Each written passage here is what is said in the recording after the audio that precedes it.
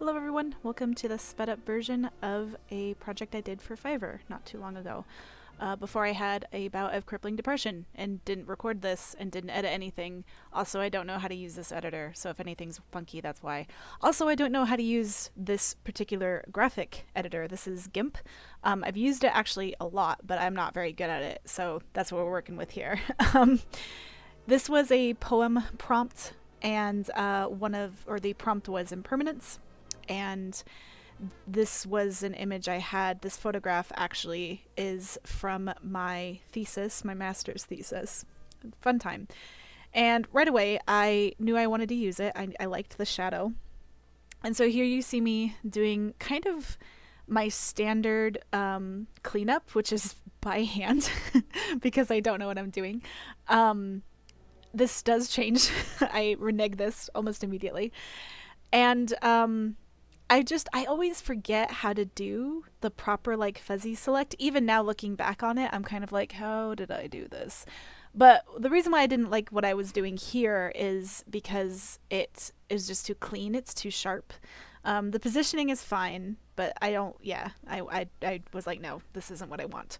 So I actually looked it up, and I think it's like shift and scroll or something. And basically what I was doing is, I think this is where I'm looking it up. Yeah. I'm kind of messing around with the alpha channels and things like that.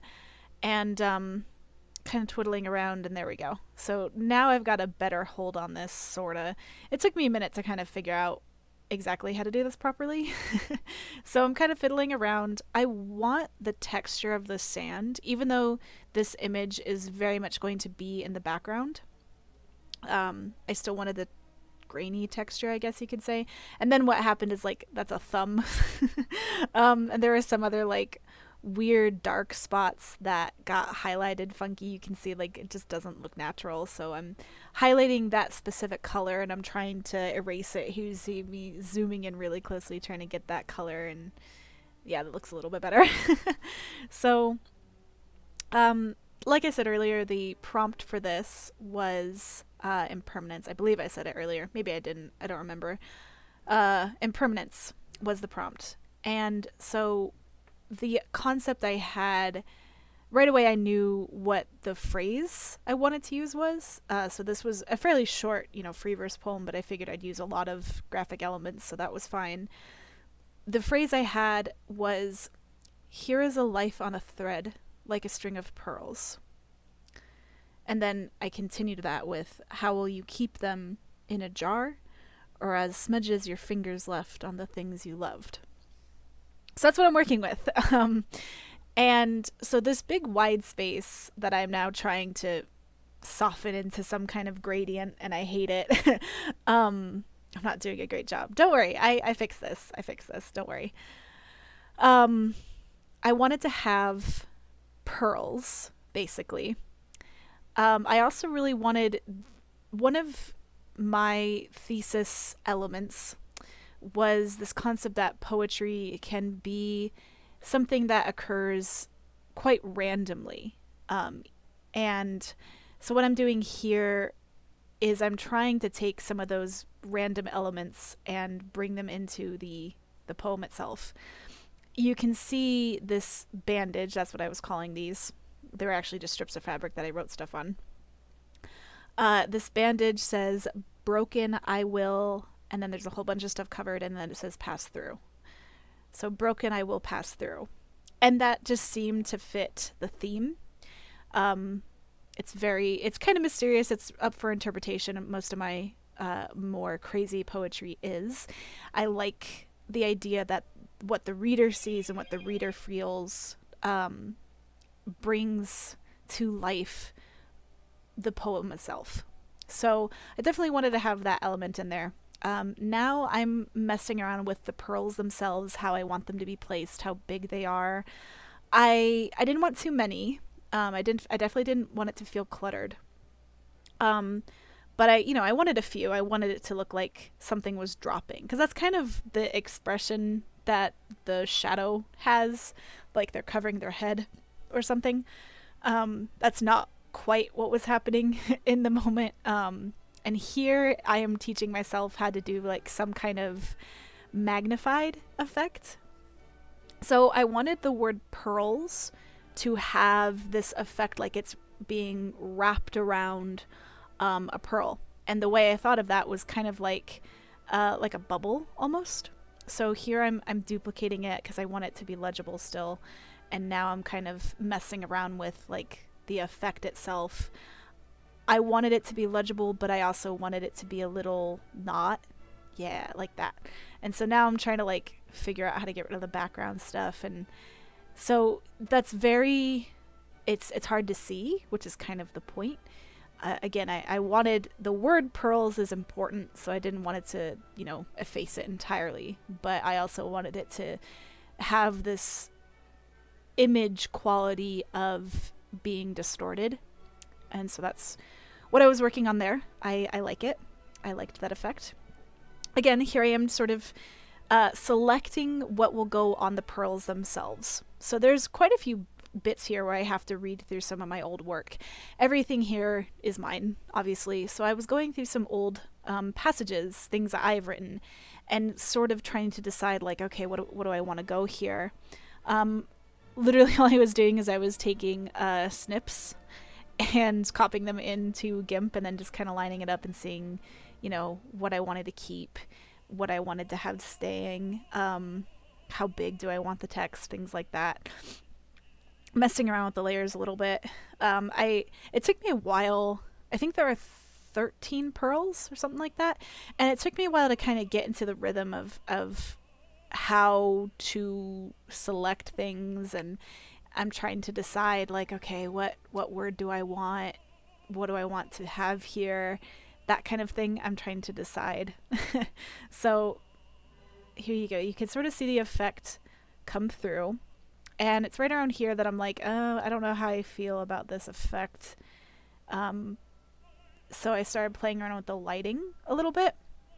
And I like that better. I feel like if you've ever seen like an actual pearl, they aren't pure white, obviously. They do have a kind of opalescent, iridescent sheen to them.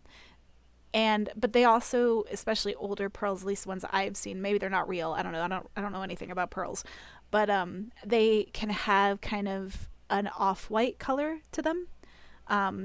I was reading something or listening to something. I forget what it was. It was either on the radio or maybe Bangather was telling me about it. I don't know, but something about how like if you add blue to white, it becomes unnaturally white. So most whites as they occur in nature are kind of yellowy, kind of creamy, or at least that's how we perceive them. So anyway, I wanted these pearls to have a kind of a cream effect to them. And again, it kind of fit the color scheme that I was going for. So those look like pearls to me. The text that's written on them is a bit difficult to read here. I will have, if anyone wants to see a final version of this, let me know. I can figure that out. I couldn't quite figure out how to do it as at the end. Like I couldn't figure out how to zoom in on it. I think I don't have all the features. I don't know. Long story short, it's not really that important. There's things like they're sad things, they're short things. Some of them say this is actually an excerpt from a series that I did where I was doing like small observations, and it was a writing exercise from years and years and years ago, and one of the things I was writing about, really sadly at the time, I was living alone in a not great part of town, and there were homeless people that would basically sleep on my landing. I didn't know them personally, but they were there, and I felt really bad kicking them out, especially in wintertime, so I just didn't.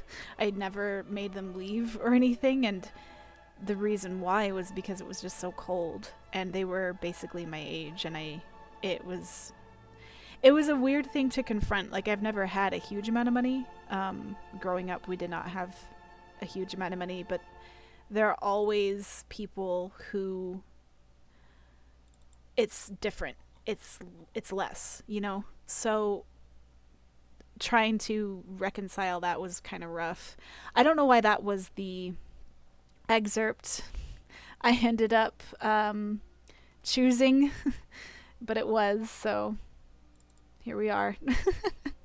But yeah, so it took me a while. This whole thing overall took me about 4 hours to complete everything to my satisfaction.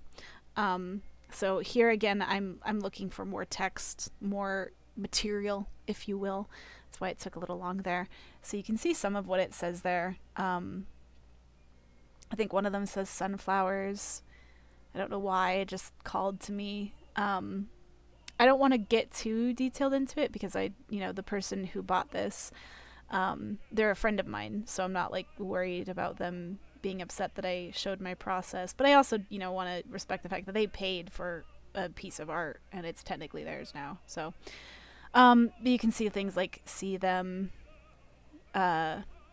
the window panes, I think, little things like that. And they're not meant to be anything specific. They're little pearls, and the idea here again was just that, here's your life, like a string of pearls, a collection of moments. So again, this is a jar. This is a copyright free jar, by the way. This picture is copyright free. I am very careful if I use outside materials. I almost did take a picture of my own jar because I couldn't find the shape that I wanted. And I actually don't have a good mason jar for what I was thinking. So here's my more typical style of cleaning up edges, is just going through very carefully. Bangather, bless him, has given me an old pad, like a tablet, so it's not as horrible on my hands as you'd think. So, but yeah, back to the pearls. The idea is that they're little snapshots in time, just like our life is a collection of snapshots. And then how will you keep them in a jar? Reminds me of that Beatles song, Eleanor Rigsby. She puts her face puts her face in the jar by the side of the door, I think is the line. That's kind of what I was thinking about. Obviously, that's not what's happening here. That's another picture from my dissertation. And I just, again, I'm kind of messing around with layout here and how exactly I want things to be left. So obviously smudges, I wanted something to be smudgy. So I duplicated the layer, and here I'm just kind of messing around with, I believe, the blur tool. And what I wanted the effect as if someone had taken their thumb and brushed across it. And then I kind of used the blur tool instead of the gradient tool everywhere else. And yeah, this is our final product. And I got some good feedback, so I'm really proud of it. It took me a while to work up the nerve to post this, but here we are. I am looking forward to doing more of these, assuming I get more Fiverr requests, who knows. If you are interested in a poem like this, my Fiverr will be in the description box below. Thank you so much for watching, and I hope you all have a wonderful day.